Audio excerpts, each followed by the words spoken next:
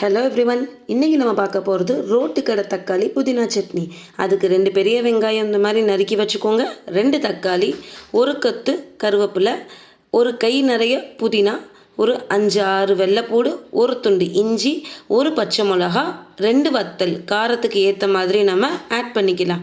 இப்போது ஒரு பேனில் எண்ணெய் ஊற்றிட்டு 2 டேபிள் ஸ்பூன் எண்ணெய் ஊற்றிட்டு நம்ம நறுக்கி வச்சுருக்க வெங்காயத்தை ஃபஸ்ட்டு நம்ம ஆட் பண்ண போகிறோம்.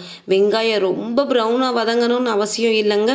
கொஞ்சம் நிறம் மாறுற வரைக்கும் வதங்கின உடனே நம்ம எடுத்து வச்சுருக்க வத்தல் பச்சை மிளகாவை நம்ம இதில் ஆட் பண்ண போகிறோம்.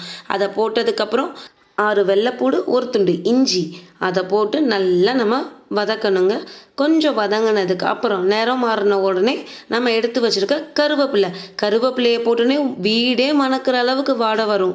அதை போட்டு நல்லா நம்ம வதக்குனதுக்கப்புறம் நம்ம நறுக்கி வச்சுருக்க 2 தக்காளியை இதில் ஆட் பண்ண போகிறோம்.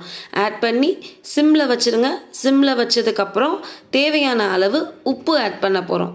உப்பு ஆட் பண்ணதுக்கப்புறம் நம்ம நல்லா வதக்கி விடணும். சிம்மில் வச்சே வதக்கி விடுங்க. ஃபுல்லில் வச்சு கருக விட்டுறக்கூடாது. கருகுச்சுன்னா நம்மளோட நிறமே மாறிடும், டேஸ்ட்டும் மாறிடும்.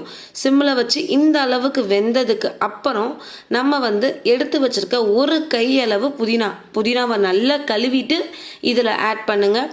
புதினாவை போட்ட உடனே அடுப்பை அமர்த்திடுங்க. அந்த சூட்டிலேயே புதினாவை ஒரு கிளறி விட்டு ஆற வச்சுருங்க. ஆறி அரைச்சதுக்கப்புறம் தாராளமாக இதில் தண்ணி ஊற்றுங்க. நிறைய தண்ணி ஊற்றி இதுக்கு தாளிக்கணும்னு அவசியம் இல்லை. ரெடி பண்ணிட்டோன்னா நம்மளோட சட்னி ரெடி. சுட சுட இட்லியில் மேலே தலை சட்னி ஊற்றி சாப்பிட்டு பாருங்கள். சாப்பிட்டுட்டு எப்படி இருந்துச்சுன்னு மறக்காமல் கமெண்ட் பண்ணுங்கள்.